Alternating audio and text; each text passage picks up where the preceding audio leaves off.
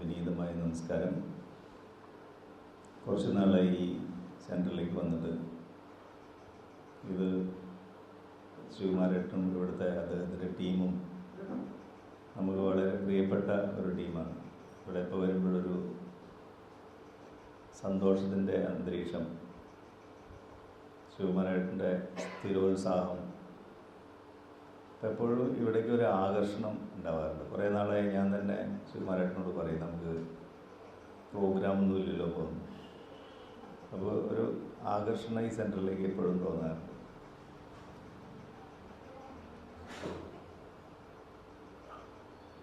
ഇന്ന്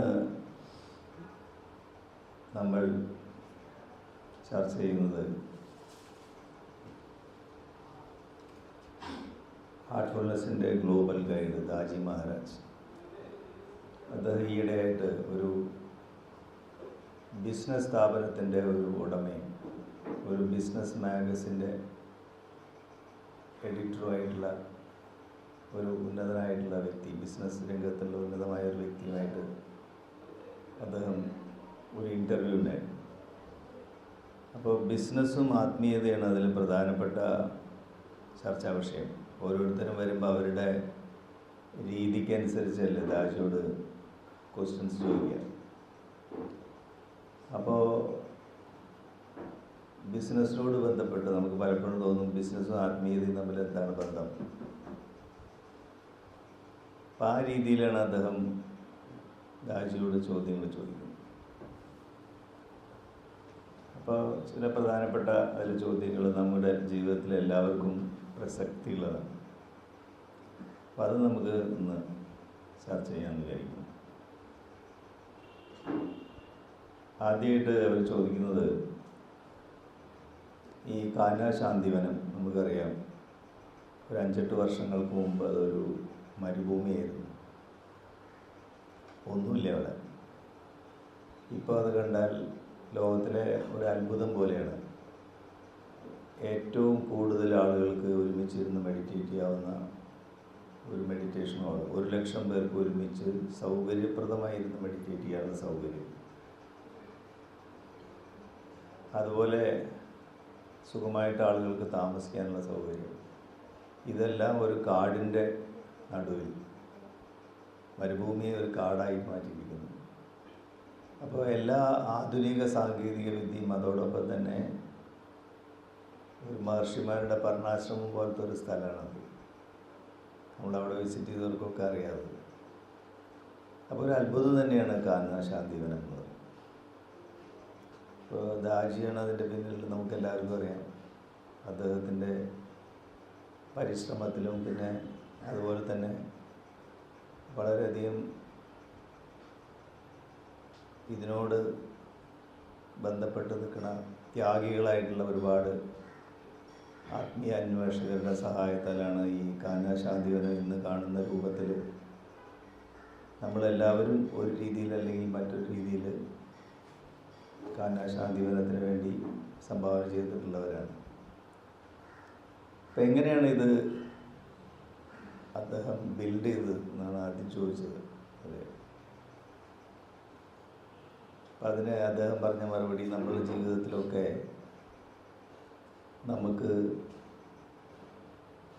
ഉപയോഗിക്കാവുന്നതാണ്. അദ്ദേഹം പറഞ്ഞു, ഞാനിങ്ങനെ ഒരു പ്ലാനും ചെയ്തിട്ടില്ല, ഈ രീതിയിലാണ് അത് വന്ന് ഭവിക്കുന്നതെന്ന് ആദ്യം അറിയില്ലായിരുന്നു.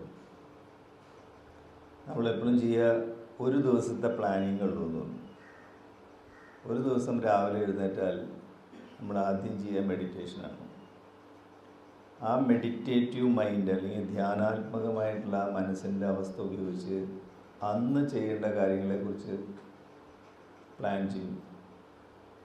എന്നിട്ട് അത് മനോഹരമായിട്ട് ആത്മാർത്ഥമായിട്ട് നമ്മുടെ ശരീരവും മനസ്സും ഹൃദയവും ഉപയോഗിച്ച് അത് ചെയ്യും. അത് ആ ചെയ്യുന്ന പ്രക്രിയയിൽ ഈ ധ്യാനാത്മകമായിട്ടുള്ള മനസ്സിൽ നിന്ന് അടുത്ത ദിവസം എന്താ ചെയ്യേണ്ടതെന്നുള്ള ആശയം വരും. അങ്ങനെ ഒരു ദിവസം മാത്രമേ ഞാൻ പ്ലാൻ ചെയ്യാറുള്ളൂ എന്ന് പറഞ്ഞത്. അത് നമുക്കെല്ലാവർക്കും ഒരു സന്ദേശമാണ്.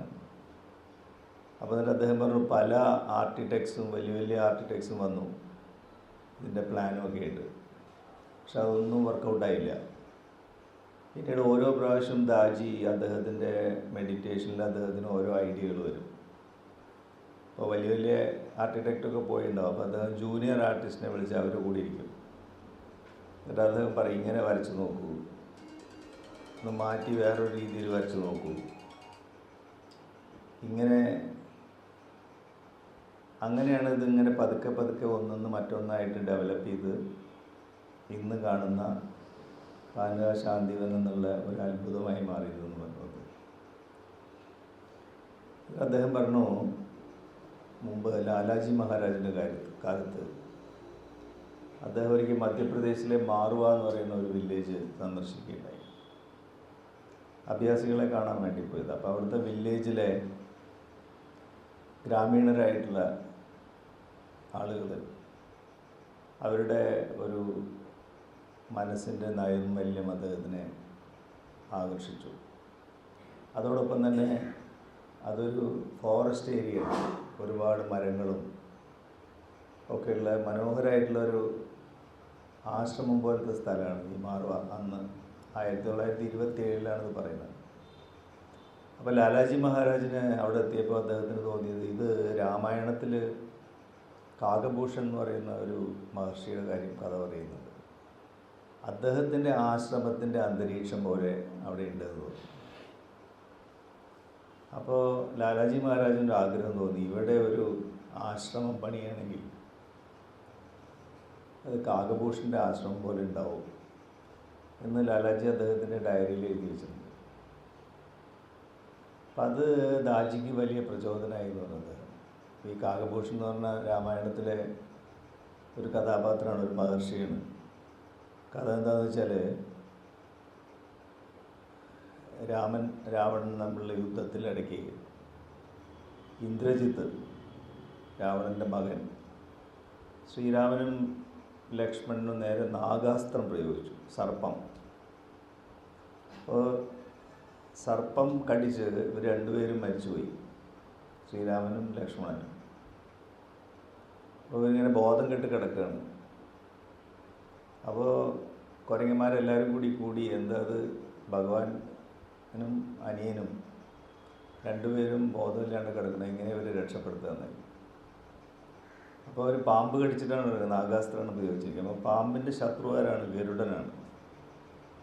അപ്പോൾ ഗരുഡനെ വിളിക്കാമെന്ന് വിചാരിച്ചു. ഗരുഡൻ എന്ന് പറയുന്നത് മഹാവിഷ്ണുവിൻ്റെ വാഹനമാണ്. അപ്പോൾ ഗരുഡനെ വിളിച്ചു. ഗരുഡൻ വേഗം വന്നു. ഗരുഡൻ അറിയില്ല, ഗരുഡൻ പാമ്പിനെ ഇങ്ങനെ കൊത്തി കീറി കഷ്ണങ്ങളായിട്ടാണ് കഴിക്കുക. അപ്പോൾ ഗരുഡനാണ് പാമ്പിൻ്റെ ശത്രു.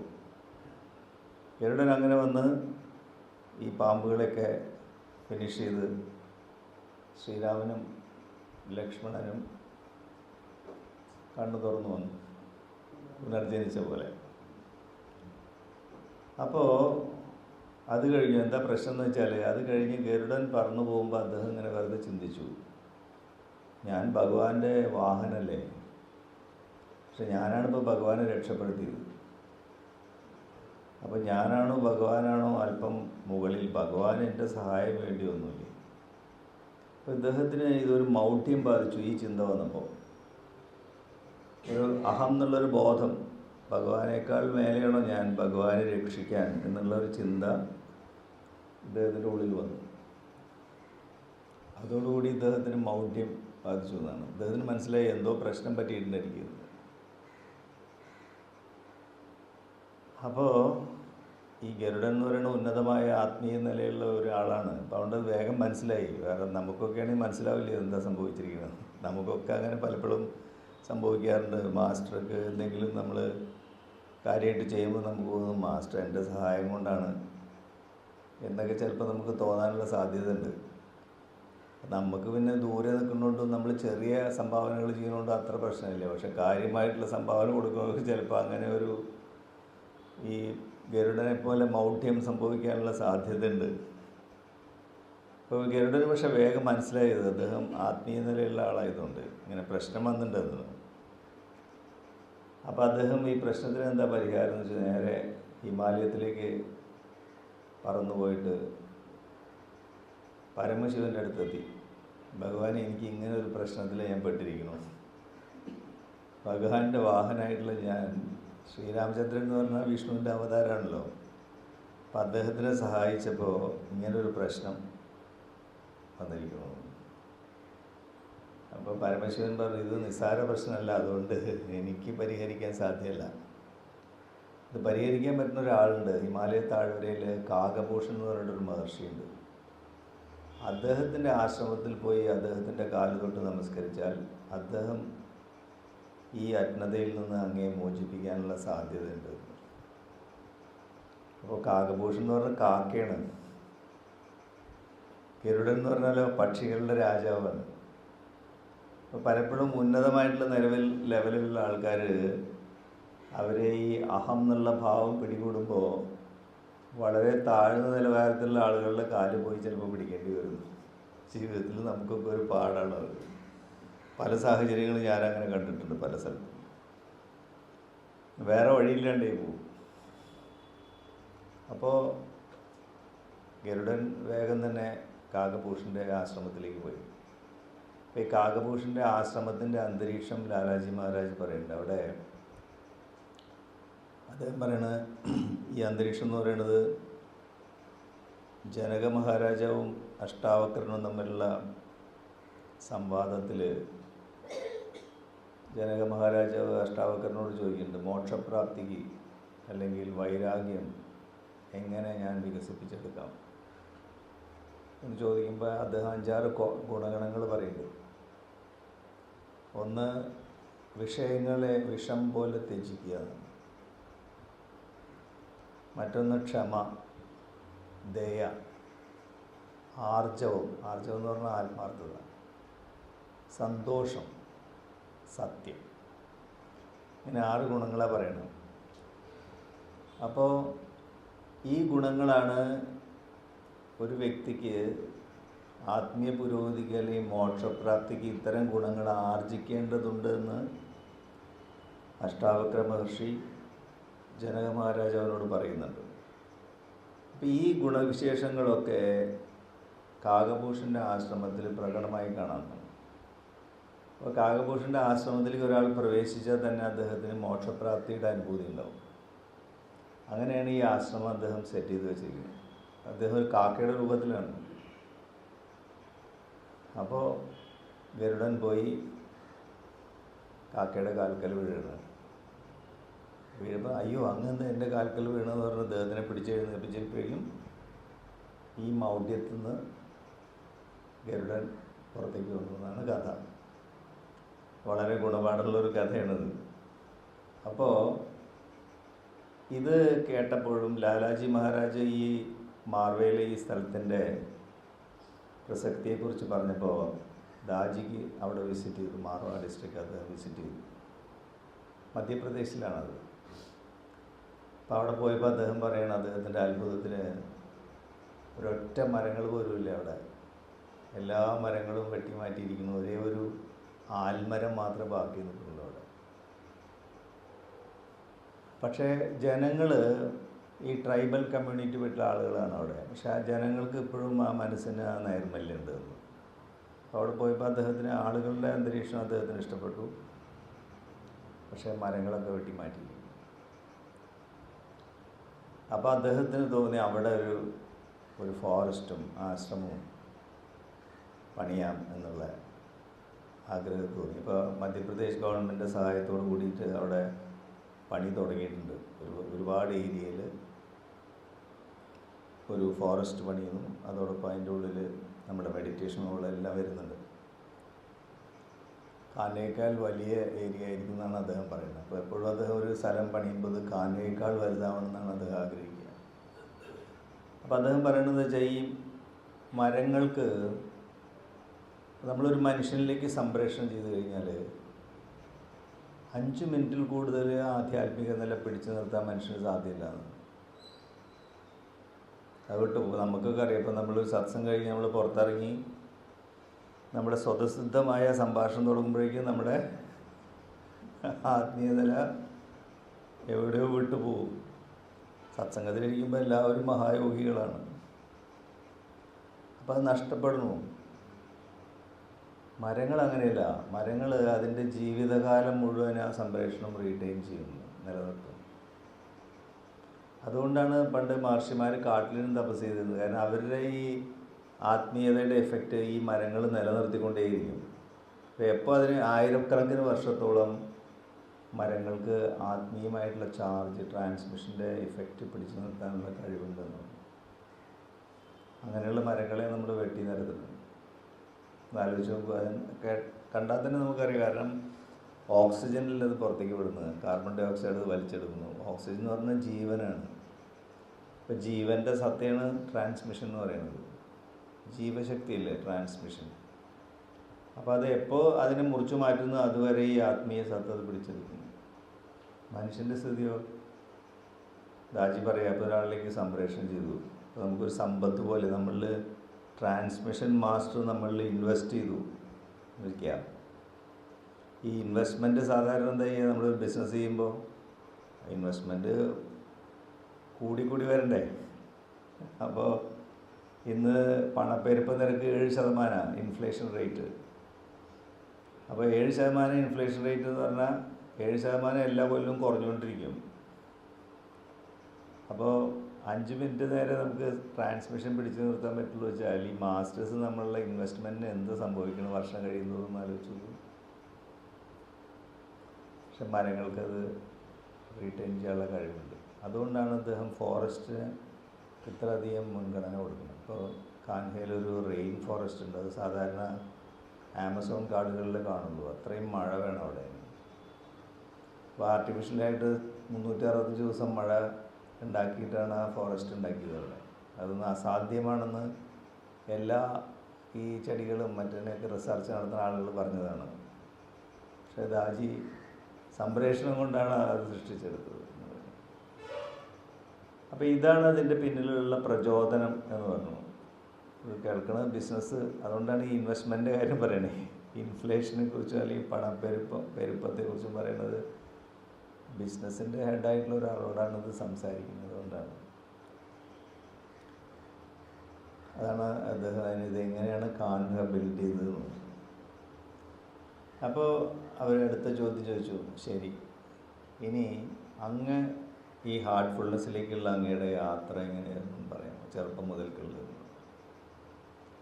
നമുക്കെല്ലാവർക്കും അതറിയാം. ദാജിയുടെ ഹാർട്ട്ഫുൾനെസ് വേയും അതുപോലെ ഡിസൈനിങ് ഡെസ്റ്റിനി വായിച്ചു കഴിഞ്ഞാൽ അദ്ദേഹം പറയുന്നത് ഒരു 3-4 വയസ്സ് പ്രായമുള്ളപ്പോൾ അദ്ദേഹം സ്ഥിരം അച്ഛൻ്റെ ധോത്തി പിടിച്ചിങ്ങനെ നിൽക്കുന്നു അമ്പലത്തിൽ കൊണ്ടുപോകാൻ വേണ്ടിയിട്ട്. അപ്പോൾ ക്ഷേത്രത്തിൽ പോകുമ്പോൾ ഇദ്ദേഹത്തിന് കൂട്ടാതെ അച്ഛന് പോകാൻ പറ്റില്ല, നിർബന്ധിക്കും. ഇടയ്ക്കിടയ്ക്ക് ക്ഷേത്രത്തിൽ പോകാൻ വരിക, ഇത് ദാജിയുടെ ഒരു സ്വഭാവമായിരുന്നു. ചെറിയ കുട്ടി 3-4 വയസ്സായിരിക്കുന്ന സമയത്ത് അത് അദ്ദേഹത്തിൻ്റെ അമ്മ പറഞ്ഞിട്ടാണ് അദ്ദേഹത്തിന് അറിയുന്നത്. എനിക്കത് ഓർമ്മയില്ല എന്ന് പറഞ്ഞത്. ഇങ്ങനൊരു ശീലം ഉണ്ടായിരുന്നു. ഒരു 10 വയസ്സായപ്പോഴാണ് അദ്ദേഹത്തിൻ്റെ ഗ്രാമത്തിലുള്ള ഒരു ലൈബ്രറിയിൽ നിന്ന് ശ്രീരാമകൃഷ്ണ വചനാമൃതം എന്ന് പറഞ്ഞിട്ട് അദ്ദേഹത്തിൻ്റെ സൂക്തങ്ങളുണ്ട്.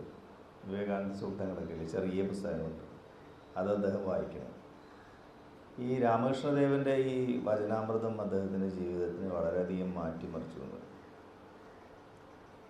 അദ്ദേഹം പറയും, ഞാനപ്പോൾ ആലോചിക്കാറുണ്ട്, ഞാൻ തെറ്റായ സമയത്താണ് ഞാൻ ജനിച്ചത്. കാരണം അതുപോലെ ശ്രീരാമകൃഷ്ണ പരമഹംസരെ പോലെ യോഗ്യനായിട്ടുള്ളൊരു ഗുരു ഇപ്പം ഇല്ലല്ലോ.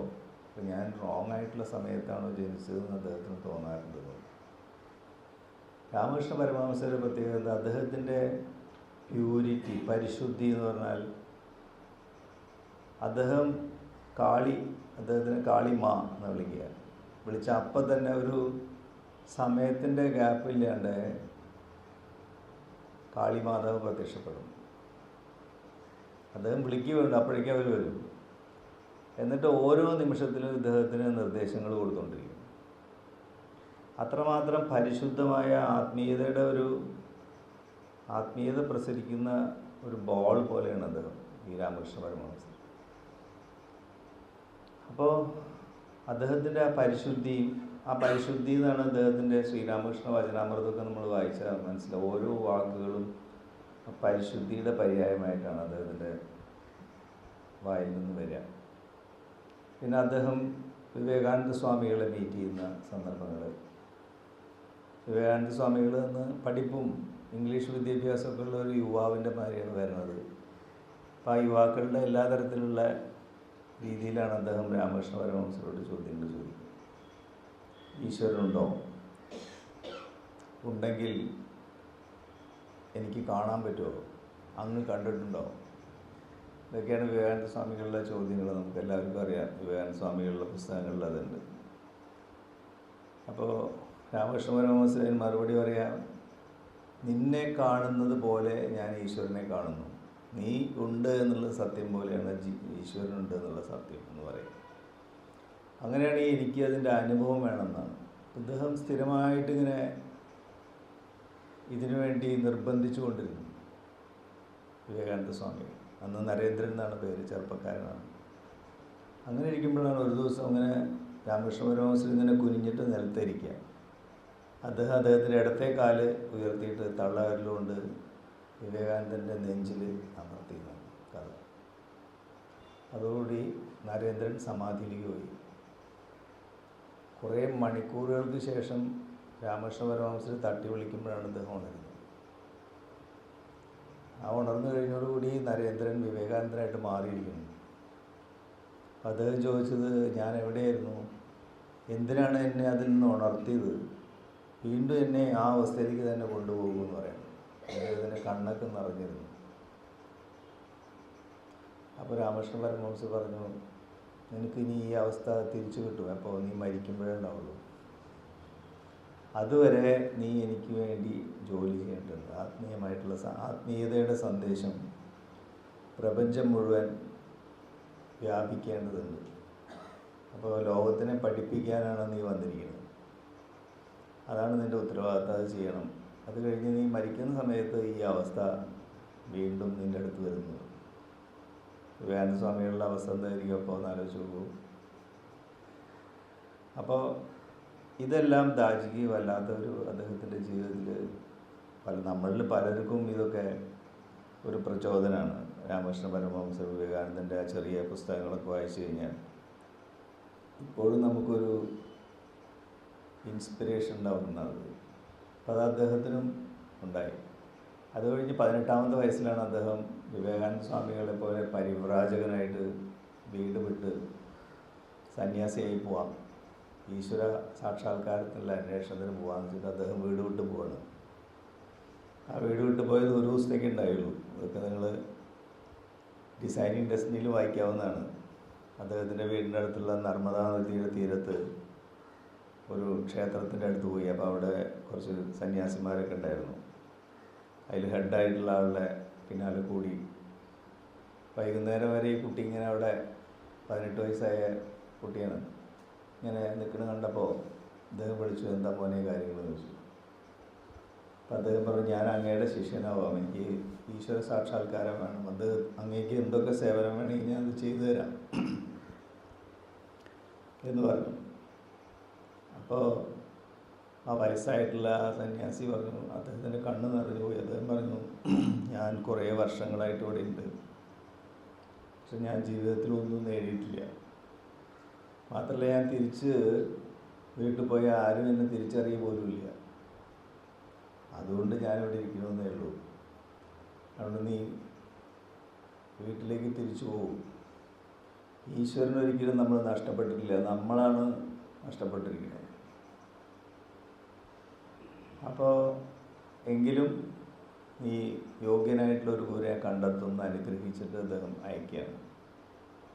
അദ്ദേഹത്തിൻ്റെ പരിവ്രാജകനായിട്ടുള്ള സന്യാസം ഒരു ദിവസം കൊണ്ട് അവസാനിച്ചു. വൈകുന്നേരം ആയപ്പോഴേക്കും അദ്ദേഹം വീട്ടിൽ തിരിച്ചെത്തി. അതുകൊണ്ട് വീട്ടിലാരും അറിഞ്ഞില്ല ഇങ്ങനെ സന്യാസിയായിട്ട് പോയിട്ട് വൈകുന്നേരം തിരിച്ചു വന്നു എന്നുള്ള കാര്യം ആരും അറിഞ്ഞില്ല. അറിഞ്ഞു വെച്ചാൽ അദ്ദേഹത്തിൻ്റെ മാതാപിതാക്കൾ വളരെയധികം വിഷമിക്കുമായിരുന്നു. അത് കഴിഞ്ഞ് 1 മാസത്തിൻ്റെ ഉള്ളിലാണ് അദ്ദേഹം ഹാർട്ട്ഫുൾനെസ്സിലെ റിസപ്റ്ററായിട്ടുള്ള ദ്രൗപദി ഭവൻ അഗർവാൾ, അദ്ദേഹത്തിൻ്റെ ഒരു സുഹൃത്ത് പറഞ്ഞിട്ട് അവിടെ പോകുന്നതും ആദ്യത്തെ സിറ്റിംഗ് എടുക്കുന്നതും ഈ വിവേകാനന്ദ സ്വാമികൾക്ക് ഉണ്ടായ പോലത്തെ സമാധി സ്റ്റേറ്റ് ആദ്യത്തെ സിറ്റിങ്ങിൽ തന്നെ അദ്ദേഹത്തിനുണ്ടായി.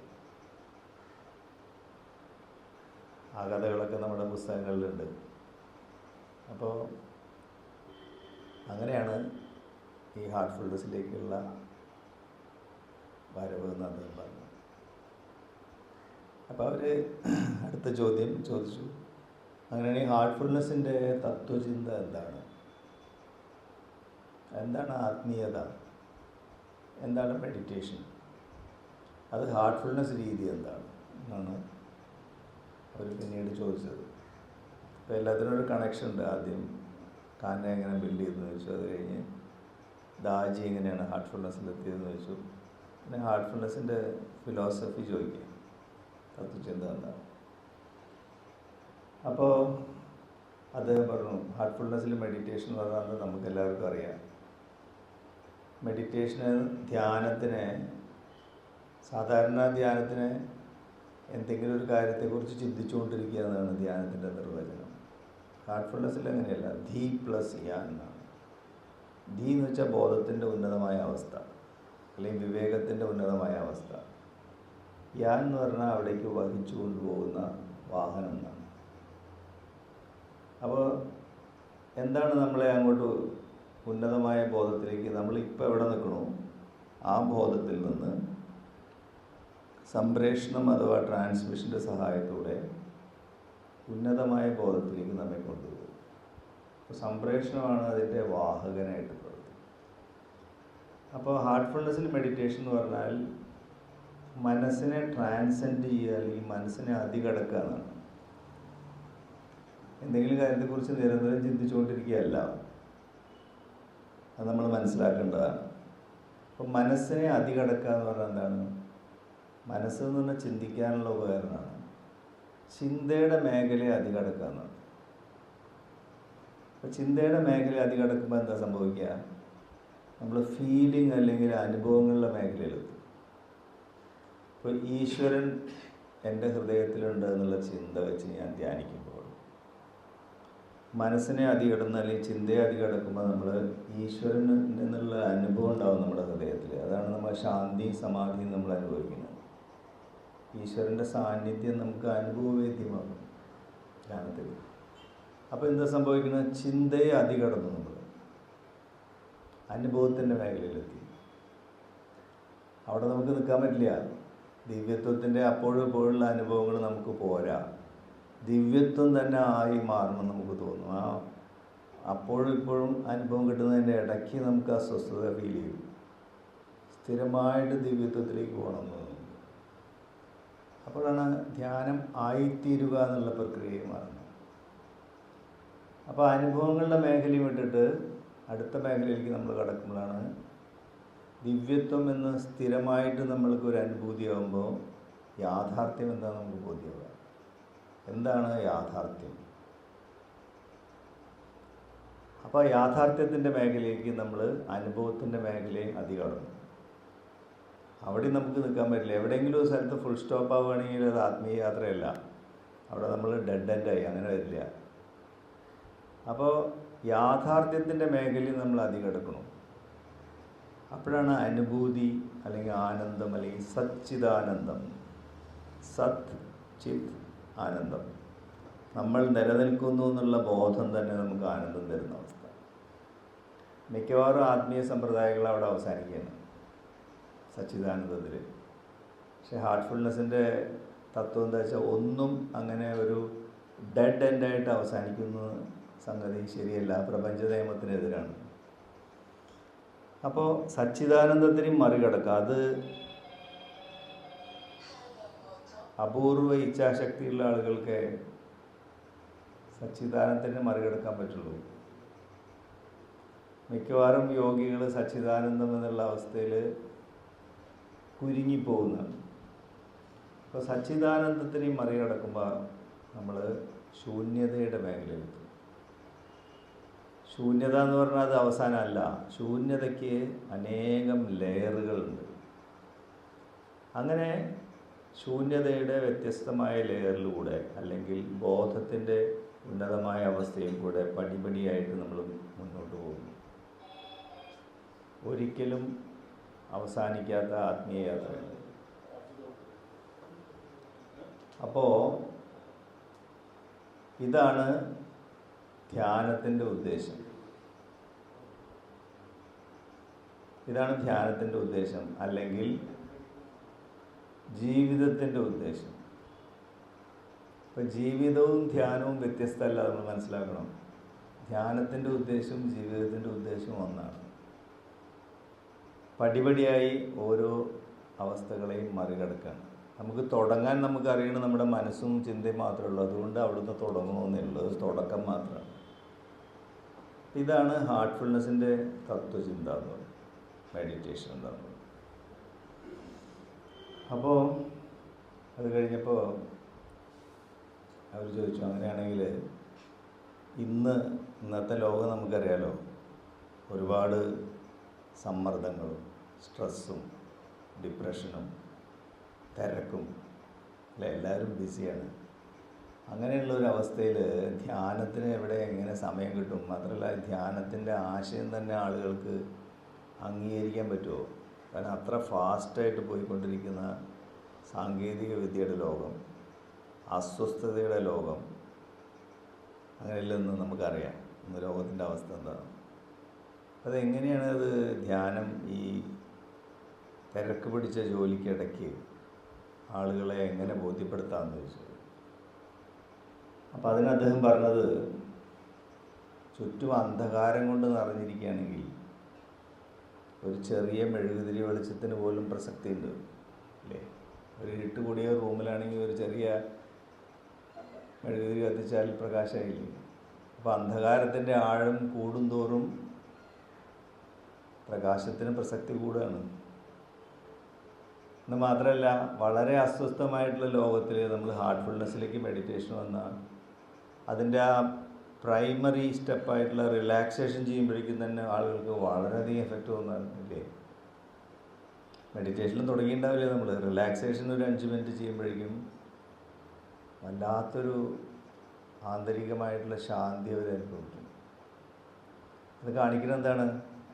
വളരെ അസ്വസ്ഥമായിട്ടുള്ള ലോകത്തിൽ റിലാക്സേഷന് പോലും പ്രസക്തിയുണ്ട്. റിലാക്സേഷൻ എന്ന് പറഞ്ഞാൽ ശരീരത്തിന് നമ്മൾ സ്വസ്ഥമാക്കി വയ്ക്കണു. ധ്യാനം തുടങ്ങിയിട്ടില്ല അപ്പോഴും. അപ്പോൾ അതിന് പ്രസക്തിയുണ്ട് എന്ന് പറയുന്നത്. മാത്രമല്ല, നമ്മൾ ചെറുപ്പക്കാരോട് അല്ലെങ്കിൽ ഇന്നത്തെ ആളുകളോട് സംസാരിക്കുമ്പോൾ നമ്മൾ ശാസ്ത്രീയമായിട്ട് വേണം കാര്യങ്ങൾ പറയാനായിട്ട്. എന്നാലും അവർ ആക്സെപ്റ്റ്. ഇപ്പോൾ ചെറുപ്പക്കാരായിട്ടുള്ള ആൾക്കാരുടെ അടുത്ത് പൂജ ചെയ്യുക അല്ലെങ്കിൽ മന്ത്രം ജപിക്കുക എന്നൊക്കെ പറഞ്ഞു കഴിഞ്ഞാൽ അവർക്കത് താല്പര്യം തോന്നില്ല. നേരെ മറിച്ച് നമ്മളെ ശരീരത്തിനെ ഫിറ്റാക്കി വെക്കണമെങ്കിൽ എന്ത് വേണം? നമ്മൾ ശരീരത്തിന് എക്സസൈസ് ചെയ്യേണ്ട ആവശ്യമുണ്ട്. അതെല്ലാവരും സമ്മതിക്കും അല്ലേ? മനസ്സിന് ഫിറ്റ്നസ് വേണ്ടേ? മനസ്സിന് ഫിറ്റ്നസ് ഇല്ല എന്ന് എല്ലാവർക്കും അറിയാം. ചെറിയ കാര്യങ്ങൾക്ക് അസ്വസ്ഥമാവുന്നു. സാങ്കേതികവിദ്യ വളരെയധികം പുരോഗമിച്ചിട്ടുണ്ടെങ്കിലും അപ്പം മനസ്സിനൊരു എക്സസൈസ് വേണം. അതെന്താണ്? അതാണ് മെഡിറ്റേഷൻ. അപ്പോൾ ഒരു മെൻ്റൽ ജിം അല്ലെങ്കിൽ ഫിസിക്കൽ എക്സസൈസ് എങ്ങനെ നമ്മുടെ ശരീരത്തിനെ ഫിറ്റാക്കുന്നോ അതുപോലെ മനസ്സിനുള്ള എക്സസൈസാണ് എന്ത്? മെഡിറ്റേഷൻ. ഇതൊക്കെ ഇന്നത്തെ ശാസ്ത്രലോകത്തിലെ ആളുകൾ വേഗം ആക്സെപ്റ്റ് ചെയ്യും, പ്രത്യേകിച്ച് യുവാക്കൾ. നേരെ മറിച്ച് പൂജ മന്ത്രം എന്നൊക്കെ പറഞ്ഞാൽ, അപ്പോൾ മതത്തിൻ്റെ ആചാരങ്ങളെക്കാൾ കൂടുതൽ ഇന്ന് ശാസ്ത്രീയമായിട്ട് ആത്മീയ തത്വങ്ങളാണ് ആളുകൾ സ്വീകരിക്കുക. അപ്പോൾ കാലം അനുകൂലം എന്നർത്ഥം, പ്രതികൂലമല്ല. അതുകൊണ്ട് നോക്കി എന്തുമാത്രം ആത്മീയ സമ്പ്രദായങ്ങളാണ് ഇപ്പോൾ ഇന്ന് ലോകത്തിലുള്ളത്. എല്ലാം നല്ലോണം വികസിക്കുന്നുണ്ട്. മുമ്പുണ്ടായിരുന്ന സ്ഥിതി ആലോചിച്ച് നോക്കൂ. ഒരു 50 കൊല്ലം 60 കൊല്ലം മുമ്പത്തെ സ്ഥിതിയാണ് അല്ല. അപ്പോൾ ആത്മീയതയ്ക്ക് അനുകൂലമായ സമയമാണ്. പക്ഷേ അത് നമ്മൾ അവതരിപ്പിക്കുമ്പോൾ ശാസ്ത്രീയമായിട്ട് അവതരിപ്പിക്കണം. ഇപ്പോൾ മുമ്പൊക്കെ ഒരു മതങ്ങളുടെ തത്വങ്ങൾ ശാസ്ത്രത്തിനെതിരാണെങ്കിൽ ശാസ്ത്രജ്ഞനെ മതത്തിൻ്റെ ഉന്നതാധികാരികൾ ചിലപ്പോൾ കൊന്നുകളയും. അതായത് മതം ശാസ്ത്രത്തിനോട് പ്രതികാരം കിട്ടും. മതത്തിൻ്റെ തത്വത്തിനെതിരാണ് ശാസ്ത്രീയ തത്വമെങ്കിൽ. ഇന്ന് ഏത് ആത്മീയ തത്വവും മതത്തിൻ്റെ തത്വങ്ങളും ശാസ്ത്രീയമല്ലെങ്കിൽ ആളുകൾ റിജക്റ്റ് ചെയ്യത്. എന്ന് വെച്ചാൽ എന്താ അർത്ഥം? ശാസ്ത്രം തിരിച്ച് പ്രതികാരം എടുക്കണമല്ലേ ഇന്നത്തെ അവസ്ഥ. ഇന്ന് എന്ത് ആചാരങ്ങളും അനുഷ്ഠാനങ്ങൾക്കും പിന്നിലുള്ള ശാസ്ത്രീയത എന്താണെന്നാണ് ആളുകൾ അന്വേഷിക്കുന്നത്. അപ്പോൾ എന്താ അർത്ഥം? കാലം കൂടുതൽ അനുകൂലമാണെന്നാണ്. ഇന്ന് ശാസ്ത്രം മതത്തിനെ വെല്ലുവിളിക്കുകയാണ്, ഒരു പ്രതികാരമാണ്. മുമ്പ് ഉണ്ടായിരുന്നതിൻ്റെ നേരെ തിരിച്ചാണ് ഇപ്പോൾ. എപ്പോഴും ഇതിങ്ങനെ ചക്രമായിട്ട് തിരിഞ്ഞുകൊണ്ടേയിരിക്കും കാര്യങ്ങൾ. അപ്പോൾ ആ രീതിയിൽ അപ്പോൾ അത് ഹാർട്ട്ഫുൾനെസ് അഭ്യാസികൾക്കും പ്രിസപ്റ്റർമാർക്കും അദ്ദേഹം കൊടുക്കുന്ന നിർദ്ദേശമാണ്. നിങ്ങൾ ഒരു കാര്യം മെഡിറ്റേഷൻ്റെ കാര്യം ഇൻട്രൊഡ്യൂസ് ചെയ്യുമ്പോൾ നമ്മൾ ശാസ്ത്രീയമായിട്ട് വേണം സംസാരിക്കാൻ. വിശ്വാസത്തിൻ്റെ അടിത്തറയിലല്ല സംസാരിക്കേണ്ടത്. കാരണം ശാസ്ത്രീയമായിട്ട് ബോധ്യപ്പെടുന്ന കാര്യങ്ങളാണ് പിന്നീട് വിശ്വാസത്തിൻ്റെ അടുത്ത പടിയാണ് ബോധ്യം. അപ്പോൾ ശാസ്ത്രീയ സത്യങ്ങളിൽ നമുക്ക് ബോധ്യം വരും, നമ്മളെ വിശ്വസിക്കേണ്ട ആവശ്യമില്ല. അപ്പം ബോധ്യമാണ് നമുക്ക് വേണ്ടത്. നമുക്ക് ബോധ്യം വന്നു കഴിഞ്ഞാൽ നമുക്ക് കൂടുതൽ അതിൽ മുഴുകാൻ സാധിക്കുന്നു. അപ്പോൾ ശാസ്ത്രീയമായിട്ട് വേണം നമ്മളൊന്ന് ആത്മീയത അല്ലെങ്കിൽ മെഡിറ്റേഷനെ കുറിച്ച് നമ്മൾ പറയാൻ. അപ്പോൾ അവർ ചോദിച്ചു, ഇന്ന് ഇപ്പോൾ അദ്ദേഹത്തിൻ്റെ സബ്ജക്റ്റ് ബിസിനസ് അല്ലേ, പറഞ്ഞു ബിസിനസ് വേൾഡാണെന്ന്, ബിസിനസ്സിൻ്റെ ലോകം, ആത്മീയത, മെഡിറ്റേഷൻ, ഇതൊക്കെ എങ്ങനെ പരസ്പരം സമന്വയിപ്പിക്കാൻ പറ്റും ജീവിതത്തിൽ? അല്ലെങ്കിൽ ബിസിനസ് ലോകത്ത് ആത്മീയതയ്ക്കും മെഡിറ്റേഷനും എന്താണ് പ്രാധാന്യം? അതാണ് ചോദ്യം. സമന്വയിപ്പിക്കുക എന്നൊന്ന് മാന്യമായിട്ട് ചോദിച്ചു എന്നേ ഉള്ളൂ. ഒരു ബിസിനസ്സുകാരൻ്റെ ജീവിതത്തിൽ ആത്മീയതയും മെഡിറ്റേഷനും എന്താണ് പ്രോബ്ലം? അപ്പോൾ അദ്ദേഹം പറഞ്ഞു, ദാജി തന്നെ നല്ലൊരു ബിസിനസ്സുകാരനായിരുന്നു. അപ്പോൾ അദ്ദേഹം പറഞ്ഞു, അതിന് പരിഹാരം മെഡിറ്റേഷൻ ചെയ്യുന്ന മനസ്സ് എന്ന് പറയുന്നത്, മെഡിറ്റേറ്റീവ് മൈൻഡ് എന്ന് പറയുന്നത്, ധ്യാനാത്മകമായിട്ടുള്ള മനസ്സ്. ആത്മീയ കാര്യങ്ങൾ മാത്രമല്ല, ഭൗതിക കാര്യങ്ങളും അതിൽ തെളിയും. കാരണം എന്താ, നമ്മുടെ ബോധം 365 ഡിഗ്രിയിൽ എല്ലാ ഡയറക്ഷനിലും വികസിക്കുന്ന സമയത്ത് അതിന് ഭൗതികതയുടെ ആത്മീയതയുടെ ഒരു ബൗണ്ടറി എന്നുള്ള സംഭവമില്ല. അതിൽ എല്ലാത്തിനെയും ഉൾക്കൊള്ളുന്നതാണ് ആത്മീയത. അല്ലെങ്കിൽ ഒരു ഭാഗം മാത്രമേ ഉണ്ടാവുള്ളൂ. കാരണം ഹാർട്ട്ഫുൾനെസ്സിൻ്റെ അടിസ്ഥാനമായിട്ടുള്ള തത്വം എന്താണ്? ഭൗതിക ജീവിതവും ആധ്യാത്മിക ജീവിതവും പരസ്പരം ഒരുമിച്ച് പോകേണ്ടതാണെന്നുള്ളതാണ് ഇതിൻ്റെ ആദ്യത്തെ പ്രിൻസിപ്പിൾ. ഭൗതിക ജീവിതത്തിന് വേണ്ടി ആധ്യാത്മിക ജീവിതമോ ആധ്യാത്മിക ജീവിതത്തിന് വേണ്ടി ഭൗതിക ജീവിതമോ നമ്മൾ കോംപ്രമൈസ് ചെയ്താൽ നമ്മുടെ സന്തുലിതാവസ്ഥ നഷ്ടപ്പെടും. ബാലൻസ് ഇല്ലാത്ത ഒരാൾ പോണ പോലെ പോകും. അപ്പം അതുകൊണ്ട് ആത്മീയത അല്ലെങ്കിൽ മെഡിറ്റേഷൻ 360 ഡിഗ്രിയിൽ നമ്മുടെ ബോധത്തിനെ വികസിപ്പിക്കുന്നതാണ്. ഉദാഹരണത്തിന് നമ്മൾ പറഞ്ഞു, മനസ്സും ഹൃദയവും തമ്മിലുള്ള ഒരു ഓവർലാപ്പിംഗ് ആണ് ഇതിൽ നടക്കുന്നത്. മനസ്സിൽ നമ്മൾ ദിവ്യപ്രകാശം എന്നുള്ള ചിന്ത വെച്ചു, ഹൃദയത്തിൽ ദിവ്യപ്രകാശം എന്നുള്ള ചിന്ത മനസ്സിൽ കൊണ്ടുവന്നു. ദിവ്യപ്രകാശം എന്ന് പറയുന്ന അനുഭവം നമുക്കുണ്ടാവും, ദിവ്യത്വം. അപ്പോൾ എന്താ സംഭവിക്കുന്നത്? നമ്മുടെ ചിന്ത ശരിയാണെങ്കിൽ നമ്മുടെ ഫീലിംഗ് അല്ലെങ്കിൽ അനുഭവം കറക്റ്റായിരിക്കും. തിരിച്ചെടുത്താലോ, നമ്മുടെ അനുഭവം അല്ലെങ്കിൽ ഫീലിംഗ് തെറ്റാണെങ്കിൽ അതിൻ്റെ അർത്ഥം എന്താണ്? നമ്മുടെ ചിന്ത തെറ്റാണ്. അങ്ങനെയാണ് നമ്മളിത് കണ്ടുപിടിക്കുക. നമ്മുടെ ഹൃദയത്തിൻ്റെ ഫീലിംഗ് ഹെവി ആണെങ്കിൽ അതിൻ്റെ അർത്ഥം അതിൻ്റെ ചിന്ത ഇപ്പോൾ തെറ്റാണ്. അപ്പോൾ ശരിയായ ചിന്ത, ശരിയായിട്ടുള്ള ഫീലിംഗ്, ജീവിതത്തിനോട് സത്യസന്ധമായ സമീപനം, ഇതാണ് ഹാർട്ട്ഫുൾനെസ്സിൻ്റെ ചുരുക്കം. ഇതിലേതെങ്കിലും ഒരു സ്ഥലത്ത് നമ്മൾ ഡൈലൂട്ട് ചെയ്താൽ ജീവിതത്തിൻ്റെ സത്ത നമുക്ക് നഷ്ടപ്പെടും. മെഡിറ്റേഷൻ്റെ തത്വം തന്നെ അതാണ്. ശരിയായ ചിന്ത, ശരിയായ ഫീലിംഗ്, ജീവിതത്തിനോട് സത്യസന്ധമായ സമീപനം. അപ്പോൾ അതിനെന്താ വേണ്ടത്? നമുക്ക് ക്രമീകരിക്കപ്പെട്ട ഒരു മനസ്സ് വേണം. അപ്പോൾ ആ ചിന്ത ശരിയാവുള്ളൂ. മനസ്സിനെ ക്രമീകരിക്കാൻ ധ്യാനമല്ലാണ്ട് ഈ ലോകത്തിൽ മറ്റൊരു പ്രക്രിയയില്ല. അപ്പോൾ മനസ്സിനെ നമ്മൾ ധ്യാനം കൊണ്ട് ക്രമീകരിക്കണം. ഹൃദയത്തിൻ്റെ സംസ്കാരങ്ങൾ നീക്കം ചെയ്യുമ്പോൾ ഹൃദയം പരിശുദ്ധമാവും. അപ്പോൾ ക്രമീകരിക്കപ്പെട്ട മനസ്സും പരിശുദ്ധമായ ഹൃദയം കൂടി ചേർന്നാൽ 365 ഡിഗ്രിയിൽ നമുക്ക് ബോധം വികസിക്കും.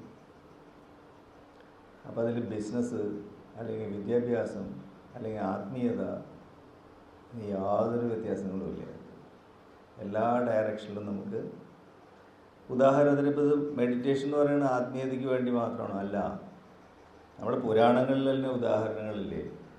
മഹർഷിമാരോടാണ് ഈ രാജാക്കന്മാർ പോലും പല കാര്യങ്ങളുടെ അഭിപ്രായം ചോദിക്കുന്നത്, ആത്മീയ കാര്യങ്ങൾക്കല്ല. ഇപ്പോൾ മഹാഭാരത സമയത്ത് ദുര്യോധനൻ ജനിച്ച സമയത്ത് പ്രകൃതിയിലൊക്കെ ഒരുപാട് അസ്വസ്ഥതകൾ കണ്ടു. ഭൂമി കുലുക്കം, പശുക്കളൊക്കെ പാൽ ചൊരുത്തുന്നതിന് വരെ രക്തം ചൊരുത്തുക, ആനയൊക്കെ ചിഹ്നം വിളിക്കുക, കുതിരകളൊക്കെ ഒരു അസ്വസ്ഥമായിട്ടുള്ള ശബ്ദം ഉണ്ടാക്കുക. പ്രകൃതിയിലൊരു അസ്വസ്ഥത ഈ കുട്ടി ജനിച്ചപ്പോൾ.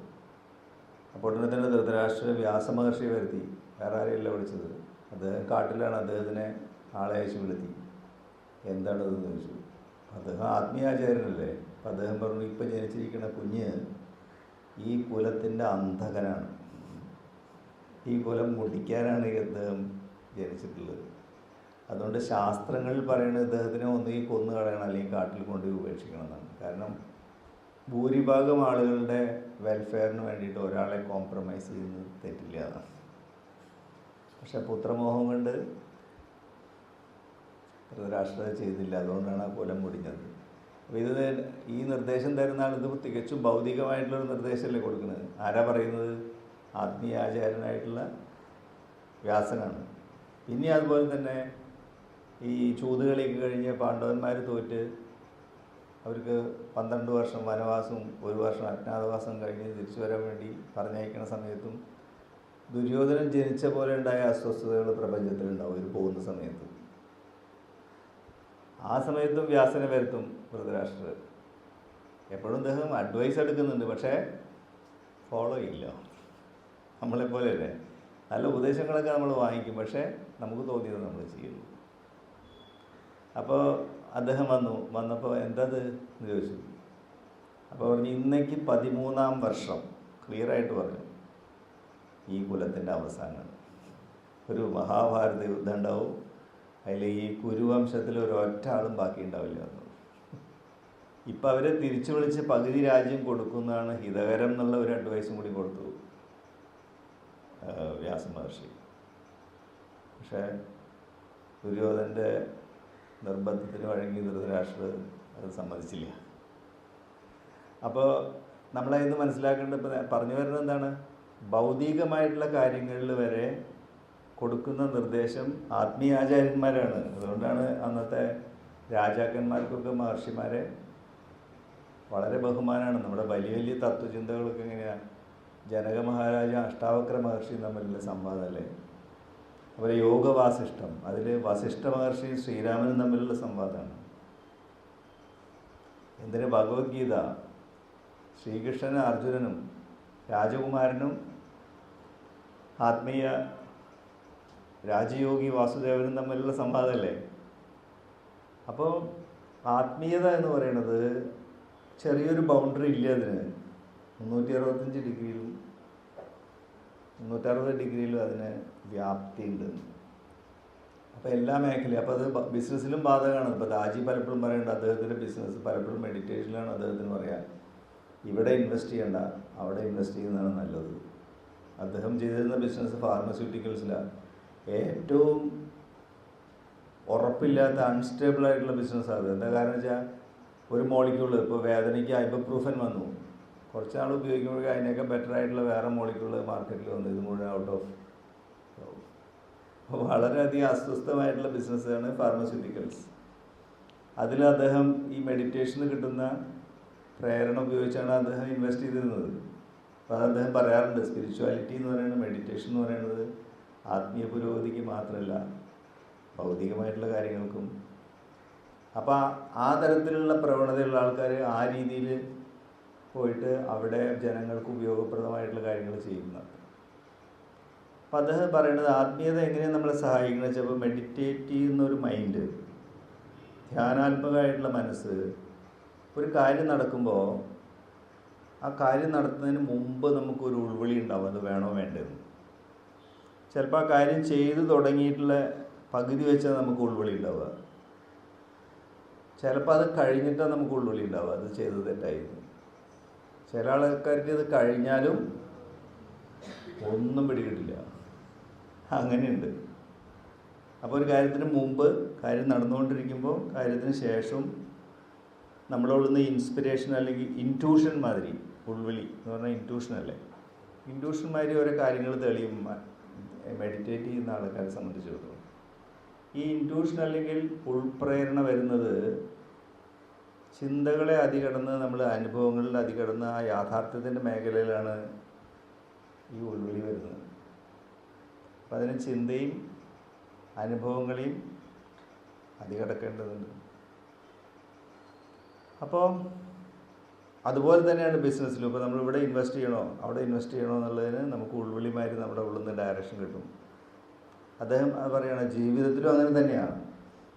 ഇപ്പോൾ നമ്മുടെ റിലേഷൻഷിപ്പിൽ ഇപ്പോൾ നമ്മൾ ഒരാളോട് സംസാരിച്ചുകൊണ്ടിരിക്കുന്നതിൻ്റെ ഇടയ്ക്ക് ഞാനെന്തോ പറഞ്ഞു, കേട്ടിരിക്കുന്ന ആൾ അപ്സെറ്റായി. അപ്പോൾ അവിടെ കമ്മ്യൂണിക്കേഷൻ ഫെയിലായി. എന്താ അവിടെ സംഭവിച്ചത്? ആ ആശയവിനിമയം നടന്നുകൊണ്ടിരിക്കുമ്പോൾ എനിക്ക് എൻ്റെ ഉൾവിളി നഷ്ടപ്പെട്ടു. ആ ഉൾവിളി അപ്പോഴുണ്ടെങ്കിൽ ഈ പറഞ്ഞ കാര്യം അസ്വസ്ഥത എന്ന് കഴിഞ്ഞാൽ ഉടനെ ഞാൻ ടോപ്പിക്ക് മാറ്റി അത് നോർമലൈസ് ചെയ്ത് തന്നെ. അപ്പോൾ വീണ്ടും അതിനെക്കുറിച്ച് ഞാൻ പറഞ്ഞ കാര്യം വീണ്ടും നീതീകരിക്കാൻ നോക്കിക്കഴിയുമ്പോൾ എന്താ ഉണ്ടാവുക? കേട്ടിരിക്കുന്ന ആൾ വേറെ ഏതോ ഡയറക്ഷനിലായിരിക്കും അയാളുടെ മനസ്സായാൽ ഇവിടുന്ന് ഓൾറെഡി ഡിസ്കണക്ട് ചെയ്തിട്ടുണ്ടാവും. അങ്ങനെ ഡിസ്കണക്ട് ചെയ്തിട്ടുള്ള ആളോടാണ് നമ്മൾ സംസാരിച്ചുകൊണ്ടിരിക്കുന്നുണ്ടാവുക, അല്ലേ? അപ്പോൾ ഇതെല്ലാം നമ്മൾ മനസ്സിലാക്കണോ എൻ്റെ ഉൾവിളി പരാജയപ്പെട്ടിരിക്കുകയാണെന്ന്. ഇപ്പോൾ ടോപ്പിക്ക് മാറ്റണം. ഇനിയിപ്പോൾ അഥവാ ടോപ്പിക്ക് മാറ്റാൻ പറ്റിയില്ല, നമുക്ക് അയാളോട് പറയാം, സോറി കേട്ടോ, ഞാൻ ചെയ്ത് വളരെ തെറ്റായിപ്പോയി. അപ്പോൾ അതുകൊണ്ട് അപകടം മുഴുവനായിട്ട് പോവില്ല, പക്ഷെ കുറച്ചെങ്കിലും അതിൻ്റെ ആഴം കുറയ്ക്കാൻ പറ്റും. ഇതൊക്കെ എങ്ങനെയാണ് സംഭവിക്കണത്? ഇതിൻ്റെയൊക്കെ പിന്നിലുള്ള ശക്തി എന്താണ്? മെഡിറ്റേഷനാണ്. ഇപ്പോൾ മെഡിറ്റേറ്റ് ചെയ്യുന്ന ആൾക്കാണ് ഇങ്ങനെയുള്ള കാര്യങ്ങൾ അവർ പോസ് ചെയ്തുകൊണ്ട് ഇത്തരം കാര്യങ്ങൾ ചെയ്യാൻ സാധിക്കുള്ളൂ. അപ്പോൾ ധ്യാനാത്മകമായിട്ടുള്ള മനസ്സ് തികച്ചും ഭൗതികമായിട്ടുള്ള ഒരു ആശയവിനിമയത്തിൽ വരെ ഉപയോഗപ്രദമാണ്. പിന്നെ ബിസിനസ്സിൽ ഉപയോഗപ്രദമാവാതിരിക്കുന്നത്. അപ്പോൾ എല്ലാ മേഖലയിലും അത് ഉപയോഗപ്രദമാണ്. അപ്പോൾ അദ്ദേഹം പറയും, ഇൻവെസ്റ്റ്മെൻറ്റിൻ്റെ കാര്യത്തിലായാലും അദ്ദേഹം പറയുന്നത്, ഇപ്പോൾ ബിസിനസ്സുകാരെ എവിടെയാണ് നമ്മൾ ഇൻവെസ്റ്റ് ചെയ്യാൻ കൊണ്ടുപോയിട്ട്? മാർക്കറ്റ് ഇങ്ങനെ മാറിക്കൊണ്ടിരിക്കുകയല്ലേ. അപ്പോൾ അദ്ദേഹം പറയാം, എൻ്റെ അച്ഛൻ പറഞ്ഞൊരു അഡ്വൈസ് ഞാൻ എപ്പോഴും എടുക്കാറുണ്ട്. അച്ഛൻ പറയാറുണ്ട്, ഭൂമി മാതാവിൽ ഇൻവെസ്റ്റ് ചെയ്യുമോ എന്ന് പറഞ്ഞാൽ എന്താ? ലാൻഡിൽ ഇൻവെസ്റ്റ് ചെയ്യും. അച്ഛൻ എപ്പോഴും കൊടുക്കുന്ന അഡ്വൈസാണ്. അപ്പോൾ അദ്ദേഹം പറയും, ഇപ്പോഴും ആ അഡ്വൈസ് കറക്റ്റാണ്. ഞാൻ എൻ്റെ കുട്ടികളോടും പറയാറുണ്ട്, ലാൻഡിൽ ഇൻവെസ്റ്റ് ചെയ്തോളൂ. എന്താ കാരണം? ലാൻഡിൽ ഇൻവെസ്റ്റ് ചെയ്താൽ അത് ഗ്രോത്ത് മാത്രമേ ഉണ്ടാവും. ഉദാഹരണം പറഞ്ഞത്, ഈ കാൻവ ശാന്തിവനം വാങ്ങുന്ന സമയത്ത് ഒരു ഏക്കറിന് 3 ലക്ഷം രൂപയ്ക്കാണ് വാങ്ങിയത്. 1500ഓളം ഏക്കർ വാങ്ങി. ഇന്ന് കാൻവ ശാന്തിവനത്തിൽ ഒരു ഏക്കറിന് എത്രയാണെന്ന് അറിയുമോ? 3 കോടി രൂപയാണ്. അതായത് എത്രമാത്രമാണ് വർദ്ധിച്ചത്?